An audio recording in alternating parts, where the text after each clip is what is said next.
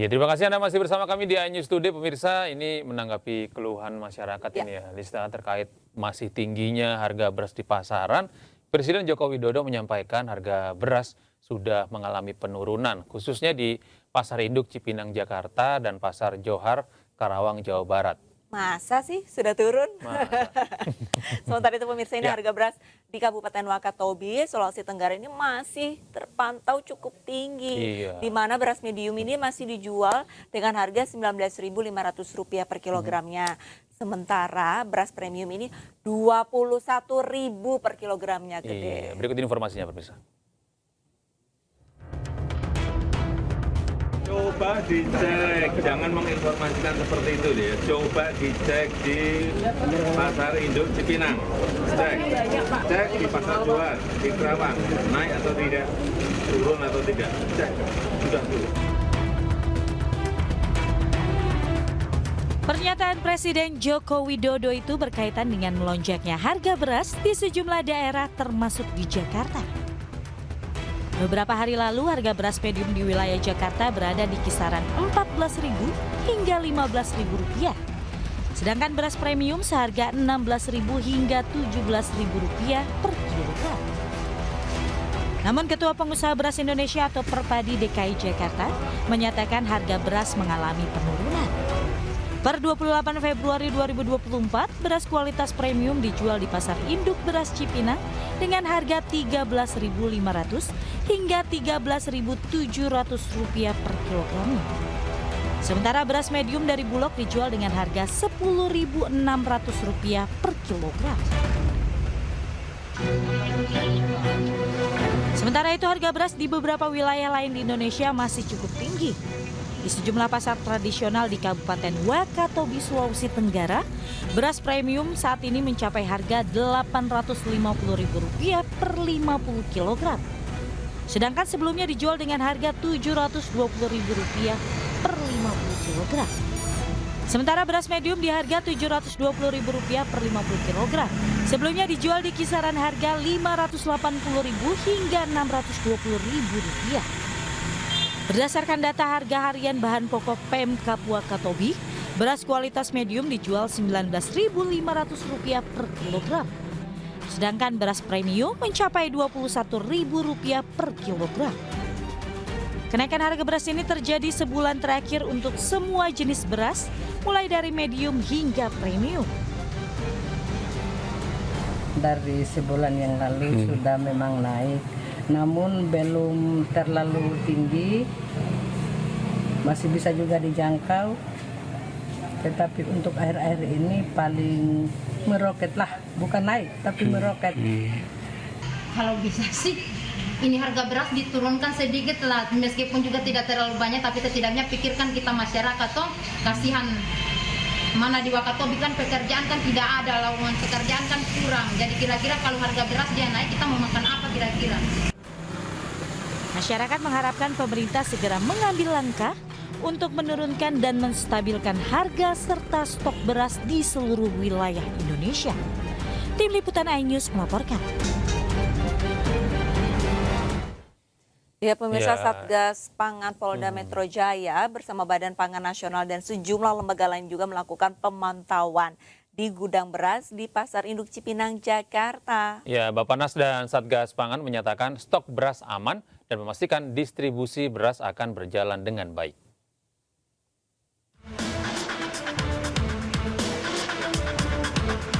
Badan Pangan Nasional atau Bappenas bersama Satgas Pangan Polda Metro Jaya memantau stok beras di Pasar Induk Beras Cipinang, Jakarta Timur, Rabu 28 Februari. Cek beras, Pak. Baik Bappenas maupun Satgas Pangan Polda Metro Jaya menyatakan stok beras aman.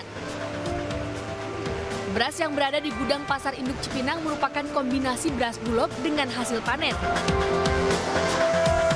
Bappenas juga menyebut bahwa panen lokal sudah dimulai dan harga beras akan terus berangsur turun. Selain itu diprediksi pada Maret mendatang akan terjadi panen sebanyak 3,5 juta ton beras. Satgas Pangan memastikan distribusi beras akan berjalan dengan baik ke seluruh wilayah Indonesia. Kita mau cek sendiri bahwa kondisi stok beras ya itu aman. Jadi kalau hari ini ada berita stok beras itu kurang, kita mau sampaikan sekali lagi stok beras cukup. Ya, kombinasi yang ada di pasar induk beras Cipinang hari ini, stok dari Bulog yang kemarin untuk mengganjal, ya, karena perlu waktu untuk jelang panen. Bulan Maret ini insya Allah panennya akan 3,5 juta ton.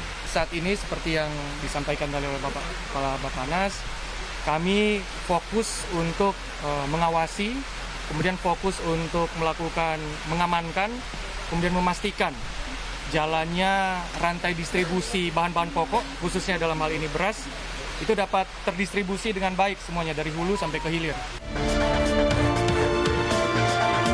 Pemerintah berjanji akan terus menjaga kestabilan harga gabah dan beras agar tidak memberatkan petani maupun seluruh masyarakat Indonesia. Dari Jakarta, Yasmin Atania, Aris Setiawan, iNews melaporkan. Ya, Bida, saat ini tidak hanya masyarakat yang kesulitan mencari beras murah, tetapi juga dirasakan oleh Badan Pangan Nasional atau Bappenas. Kepala Bappenas mengakui ngos-ngosan untuk mencari beras impor sebesar 1,5 juta ton untuk kuota tambahan pada tahun 2023 kemarin. Harga beras di pasaran masih belum waras. Tidak hanya masyarakat yang saat ini kesulitan mendapatkan beras murah, di sisi lain Badan Pangan Nasional atau Bappenas juga kesulitan mencari ketersediaan beras di dalam negeri. Bappenas mengakui terkendala mencari impor 1,5 juta ton beras untuk kuota tambahan pada tahun 2023 lalu. Alasan beras impor sulit masuk ke Indonesia menurut Bappenas diantaranya karena proses bongkar kapal yang membutuhkan waktu akibat tertunda oleh sejumlah libur nasional di tanah air. Akibatnya, kuota impor beras pada tahun 2023 hanya sebesar 2,3 juta ton. Bulog itu saya ulangi, 2023 itu carry over dari 2022 itu 300.000. Kemudian Bulog berhasil masukin tahun lalu itu 2 juta. Jadi yang masuk di Bulog itu tahun lalu cuma 2,3 juta, nggak seperti beritanya Mbak 3 juta sekian. Hanya 2,3. Jadi plan itu seperti itu. Tapi kan kemarin memasukkan barang juga nggak mudah. Ya, kemarin ada libur Imlek, tahun baru, Natal kan nggak mudah juga. Jadi stok Bulog itu tetap dipertahankan minimal 1,2 juta. Tapi tahun lalu masuk 2 juta tambah 300, 2,3. Tahun ini baru masuk 500. Meski menemui sejumlah kendala, Bappenas memastikan persediaan beras di tanah air masih mencukupi hingga Idul Fitri mendatang. Tim Liputan iNews melaporkan. Ya, pemirsa, harga beras yang semakin tak waras ini membuat marga mengantri berdesak-desakan hanya demi mendapatkan membeli beras murah. Ya, hanya demi bisa makan. Dan untuk membahas mengenai hal ini, pemirsa, sudah bergabung bersama kami anggota Komisioner KPPU Republik Indonesia, Gopera Panggabean, dan ekonom senior Indef, Tauhid Ahmad. Assalamualaikum, selamat pagi Mas Ahmad, Bang Panggabean. Waalaikumsalam, selamat pagi. Selamat pagi. Nah, ini yang masih bergabung bersama kami ini ada Mas Ahmad dulu nih dari Indef nih. Nah, Mas Ahmad, ini kalau Anda melihat saat kemarin ya, Presiden Joko Widodo ini kan sempat mengemukakan bahwa harga beras ini sudah mulai turun. Begitu, tolong dicek di pasar induk Cipinang. Ya. Dan satu lagi ya, Pasar Kramat Jati bukan ya kalau nggak salah? Iya, ada di Karawang, dua pasar ya. Ini kalau Anda melihat situasi saat ini seperti apa, Mas Ahmad? Apakah memang sudah terjadi penurunan atau penurunan hanya di Jakarta, Jawa Barat, tapi sebagian masih belum terjadi? Seperti apa, Mas Ahmad? Kalau saya lihat data-data yang dikeluarkan oleh IHPS, turunnya masih sedikit gitu, dan belum semua wilayah. Jadi belum kembali ke posisi normal di awal tahun ya. Misalnya yang beras medium belum di bawah 14.000. Jadi walaupun turun tapi masih kecil sekali. Ini yang kemudian juga dirasakan masyarakat kalau kita lihat masih relatif tinggi atau terjadi kenaikan dibandingkan awal tahun. Apalagi kalau dibandingkan di akhir tahun November Desember ya, itu masih tinggi sekali kenaikannya. Nah, ini ternyata bukan hanya pada beras-beras medium, tapi juga beras-beras premium juga sama begitu ya. Nah, menurut saya kenapa turunnya masih relatif sedikit? Karena yang pertama adalah beras-beras impor yang dilakukan oleh Bulog ya, baik melalui 3 jalur ya, pakai beras untuk murah yang melalui operasi pasar untuk SPHP, maupun bantuan sosial, maupun yang harga market, itu ternyata belum terdistribusi secara merata karena masuknya itu masih sedikit-sedikit begitu ya. Dan saya lihat juga dari rencana importasi itu memang belum menjangkau seluruh wilayah karena ada proses administrasi, bongkar muat dan sebagainya. Nah, ini yang kemudian saya kira belum sesuai apa yang diharapkan. Ada persoalan tadi ya, soal katakanlah memang stok aman ya 1,5 juta. Tetapi aman itu dalam konteks kontrak, dalam konteks kepastian barang itu ada di Indonesia. Tetapi banyak yang on the way atau dipersiapkan oleh negara-negara pengekspor, baik Thailand, Vietnam, ataupun negara lain.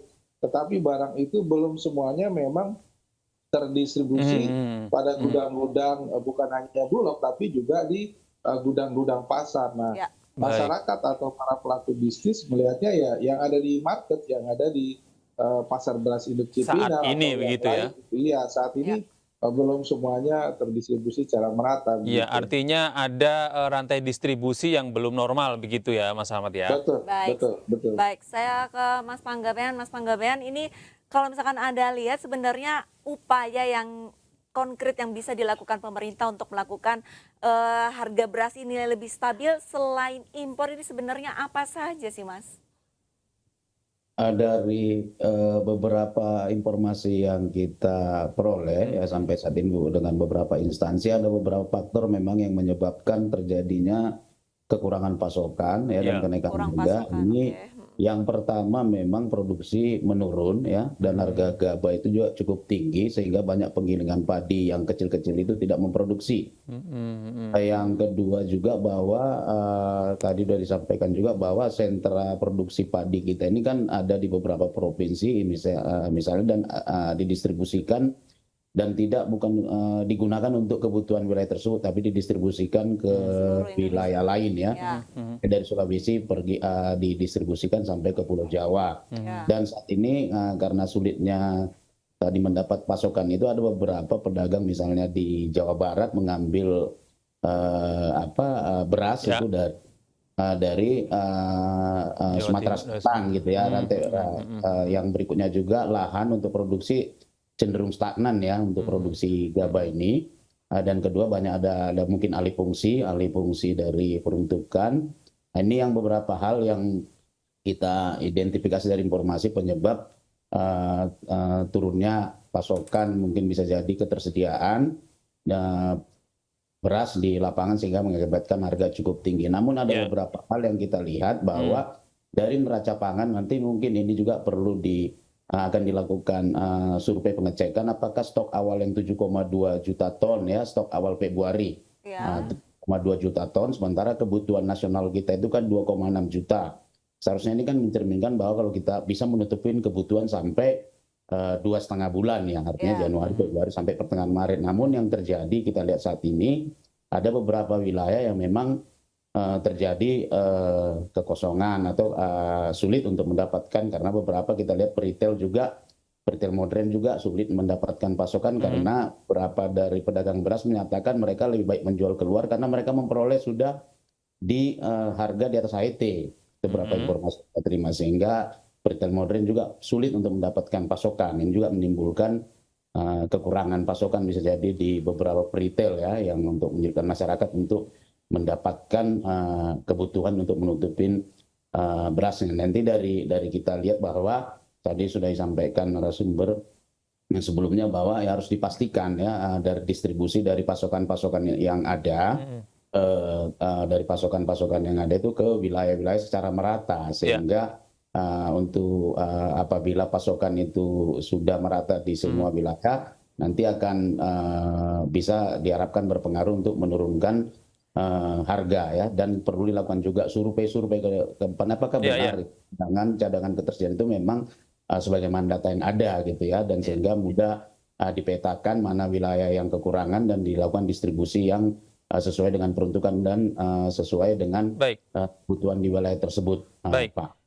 Bung Panggabean, kalau Anda melihat kondisi situasi saat ini, apakah ada upaya-upaya pihak-pihak tertentu yang melakukan misalnya praktek mengail di air keruh begitu kondisi saat ini?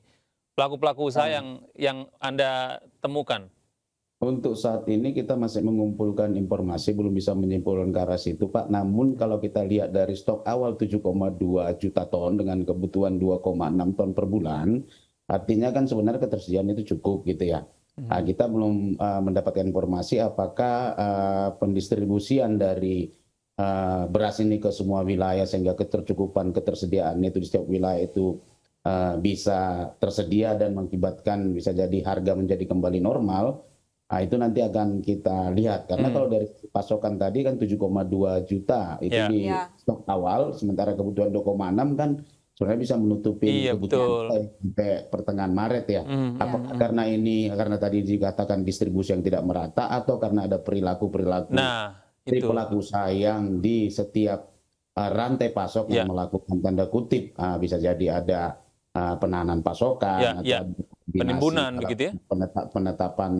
Penetapan harga ya, meskipun penimbunan yang dilakukan secara pribadi itu memang bukan ranah KPPU, tapi yang menjadi ranah kita adalah penahanan pasokan dilakukan secara bersama-sama oleh pelaku usaha yang seharusnya bersaing ya. Misalnya kita juga akan melihat apakah ada perilaku-perilaku yang dilakukan oleh pedagang-pedagang besar yang menguasai pasar di wilayah tertentu ya untuk menetapkan harga gitu ya, sehingga persaingan tidak bekerja. Kan kalau kita lihat dari indeks perkembangan harga yang dilakukan oleh BPS di minggu ketiga Februari 2024 itu hampir 20 wilayah itu memiliki harga di atas rata-rata nasional. Gitu ya. Betul, Bang. Dari hasil temuan-temuan kita di kantor wilayah kita juga kita melihat untuk beras premium maupun beras medium sama banyak yang di atas harga eceran tertinggi. Artinya kalau eceran yang tertinggi ini mudah memang dihitung berdasarkan perhitungan yang akurat mulai sejak dari harga input sampai dengan margin di tiap rantai pasok. Ini kalau dihitung sudah dengan margin yang normal, sehingga membentuk harga eceran tertinggi sebagaimana ditetapkan oleh pemerintah. Tidak ada masalah. Artinya harga-harga beras di harga eceran tertinggi ini bisa menjadi indikator juga buat kita kalau memang apakah di situ sudah ada pengambilan margin yang cukup eksesif gitu yang diduga dilakukan oleh para pelaku usaha di rantai pasok tersebut. Namun informasi ke situ kita masih tahap pengumpulan di tiap level rantai pasok itu di mana margin yang cukup besar terjadi. Cukup besar terjadi margin itu artinya di mana persaingan bekerja seharusnya harga itu akan bergerak menuju biaya perolehan atau biaya produksi dari masing-masing pelaku usaha. Tapi apabila pasar nggak bekerja karena ada koordinasi misalnya diduga, itu bisa jadi harga itu bisa bertahan tinggi. Artinya sesi pricing ini menjadi salah satu indikator gitu ya. Salah satu indikator bagi KPPU bergerak begitu ya. Bergerak bahwa apakah apabila terjadi sesi pricing ini di antara yang dilakukan oleh pelaku usaha akibat adanya koordinasi di arah pelaku usaha yang menguasai bisa jadi pasar besar di wilayah-wilayah tertentu atau pasar-pasar tertentu gitu. Tidak terjadi persaingan. Itu kita masih belum bisa menyimpulkan. Belum ya, Bang. Kita akan mengumpulkan informasi-informasi. Berarti KPPU masih mengumpulkan informasi mengenai hal tersebut. Saya ke Pak Ahmad. Pak Ahmad, ini tadi sempat disampaikan oleh Pak Panggabean bahwa sebenarnya untuk stok kita selama 2 bulan ke depan ini sebenarnya masih tercukupi 7,2 juta ton, di mana konsumsi masyarakat Indonesia ini 2,6 juta ton. Tapi sempat disampaikan bahwa pemerintah juga mengambil tindakan untuk mengimpor beras, di mana stok katanya masih aman. Ini dampaknya untuk finansial ataupun untuk ekonomi kita ini sebenarnya seperti apa? Ya, yang pertama saya merespon dari Pak Panggabean ya, bahwa setuju untuk dilakukan penyelidikan lebih lanjut karena hari ini penggilingan kecil itu tidak ada barang, tidak ada katakanlah tidak ada produksi produksi dan sebagainya, karena di lapangan ya itu banyak beras ya yang katakanlah harga HPP pokok pemilihan gabah 5.000, banyak penggilingan beras yang mau membeli di harga bahkan di atas 6.000 begitu ya. Sehingga yang kecil-kecil ini kemudian tidak mendapatkan beras dari petani begitu ya. Dan akhirnya bisa jadi terjadi memang pengumpulan beras oleh para penggilingan besar terutama yang memiliki kekuatan finansial sangat besar begitu. Dan mereka tentu saja dengan gudang dan sebagainya tahu bahwa situasi akan terjadi defisit beras besar dan akhirnya dilepas secara perlahan sejak Januari atau Februari. Dan pengumpulan itu sudah dilakukan di September sampai November. Ya saya kira kita mendukung kalau misalnya KPPU ya untuk melakukan penyelidikan ada praktek-praktek tidak sehat termasuk termasuk pembelian yang tidak sehat juga di petani. Yang kedua, apakah ini berdampak? Saya kira jelas ya. Kenaikan harga bahan pangan itu tentu saja berakibat pada daya beli masyarakat gitu. Karena relatif dalam situasi pendapatan tetap ya masyarakat akhirnya memprioritaskan kebutuhan beras ini jauh lebih besar dibandingkan kebutuhan lainnya, misalnya untuk protein, pendidikan, kesehatan dan sebagainya. Nah ini berakibat apa? Akan terjadi penurunan daya beli untuk makanan. Yang jelas pasti secara umum adalah kesejahteraan masyarakat berkurang dan mungkin kalau kita hitung Maret ada survei Susenasnya BPS bisa jadi kemiskinan justru nambah. Nah ini karena daya belinya ya. Yang kedua adalah inflasi. Ya. Mungkin yang pertama tadi seharusnya inflasi dulu karena jelas yang volatile food ya bulan kemarin itu hampir dari volatile food 2/3-nya disebabkan oleh beras dan ini masih akan terjadi Februari bahkan saya duga sampai Maret gitu karena panen sekarang yang katanya bisa surplus 0,8 juta ton atau 0,9 tadi juga disebutkan ini ada persoalan distribusi antara di daerah-daerah panen besar dengan daerah konsumen ada masalah begitu karena pola rantainya berubah sejak 1 tahun ini dan yang kemudian beras masih cukup tinggi sampai pertengahan Maret karena menghadapi bulan puasa biasanya demand pada beberapa daerah tinggi sementara katakanlah beras belum merata panennya begitu dan apalagi tadi ya beras impor dia sebagai buffer itu belum semuanya bisa didistribusikan ke pelaku usaha. Saya kira dua hal itu ya pertama kenaikan harga, kedua daya beli yang pada akhirnya turun, kemiskinan bisa nambah. Iya, Bung Gopera kalau Anda saat ini di KPPU dan tim ini seperti apa nih langkah-langkah yang sudah dilakukan untuk membantu menormalisasi harga beras ini? Ya paling tidak kita mengumpulkan informasi, melakukan identifikasi di pasar-pasar yang mana di atas harga yang cukup jauh di atas HET ya. Karena tadi kalau kita bilang itu tetapkan dengan baik berarti apakah di atas HET itu karena memang adanya perilaku koordinasi dalam penetapan harga. Yang kedua juga kita melihat arus masuk barang dari luar ya. Artinya kalau berdasarkan informasi di situ di pasar tersebut cukup penerimaan pasokan ketersediaan sesuai dengan kebutuhan misalnya kalau kita dapat informasi sampai 36.000 yang di pasar induk Cipinang kan kebutuhan juga masih untuk juga masih cukup gitu ya nanti ini akan kita cek dan kita akan identifikasi siapa pelaku-pelaku usaha di tiap pasar-pasar yang kita dirunut ke belakang begitu ya Bung ya ke belakang sampai di mana di setiap rantai pasok di mana margin paling tinggi dan apakah memang nanti itu bisa ditekan begitu. Kalau contohnya tidak ada perilaku seperti itu atau ada misalnya kayak tadi sudah disampaikan bisa jadi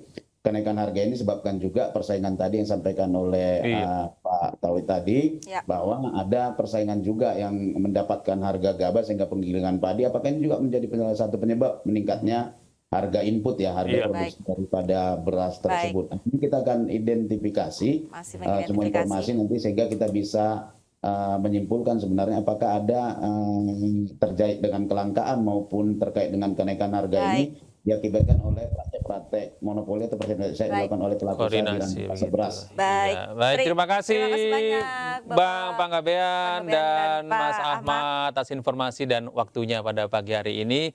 Selamat beraktivitas kembali. Assalamualaikum, selamat pagi. Dan pemirsa, berikutnya ini ratusan warga rela antri sembako murah di tengah guyuran hujan. Sembako murah seharga Rp100.000 per paket ini diberikan pemerintah Provinsi DKI Jakarta di kantor Kelurahan Duri Pulo, Gambir, Jakarta.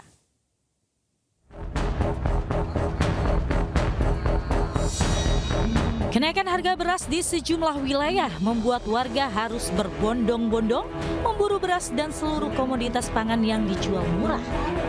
Seperti yang terjadi di depan kantor Kelurahan Duri Pulo, Gambir, Jakarta Pusat. Ratusan warga yang didominasi emak-emak ini rela mengantre di tengah guyuran hujan demi mendapatkan paket sembako murah dalam operasi pasar yang digelar Pemprov DKI Jakarta.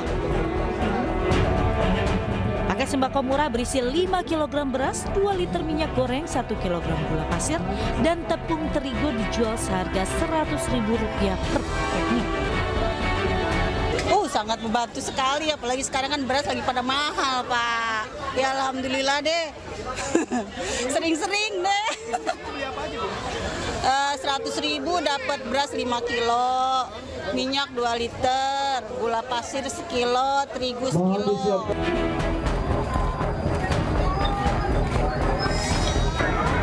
Sementara itu ratusan warga desa Kranggitung, Kecamatan Gandrung Mangu, Cilacap, Jawa Tengah rela antri berdesakan saat pembagian beras gratis. Setiap warga harus mengantri dan menunjukkan kartu identitas untuk mendapatkan 10 kg beras secara cuma-cuma bantuan dari pemerintah. Sebanyak 1.364 warga menerima bantuan beras gratis. 10 kilo. 10 kilo. Ini kan harga beras sekarang berapa, Mbak? 16. 16.000? Iya, 16.000. Dengan harga beras mahal itu keberatan nggak sih, Mbak? Keberatan banget. Kenapa keberatannya? Ya, keberatannya bukan mikirin soal beras doang, soalnya masih ada kebutuhan yang lain. Pemandangan yang sama terjadi di Kelurahan Kedungdung, Kecamatan Magersari, Kota Mojokerto, Jawa Timur. Ratusan warga antri untuk mendapatkan kupon pembelian beras murah dari Bulog Mojokerto. Untuk mendapatkan kupon, warga wajib menunjukkan kartu tanda penduduk. Namun karena stok beras yang terbatas, membuat warga banyak tidak mendapatkan kupon meski datang lebih awal. Warga kecewa dan menuding bantuan tidak merata karena yang mendapat bantuan hanya warga yang itu-itu saja. Kenapa Bu udah dapat? Umat diserapot kurang orang. Oh diserapot. Ya datang di depan. Terus? Datangnya tidak umat. Oh udah dapat. Iya. Ini warga mana Bu? Dekat. Oh kota. Warga berharap pemerintah dapat segera menstabilkan harga beras agar tidak membuat masyarakat semakin kesulitan. Tim Liputan iNews melaporkan. Pemirsa, dituding sengaja mengulur waktu KPU di demo warga. Informasi selengkapnya usai jeda pemirsa, jangan kemana-mana, iNews Today akan segera kembali.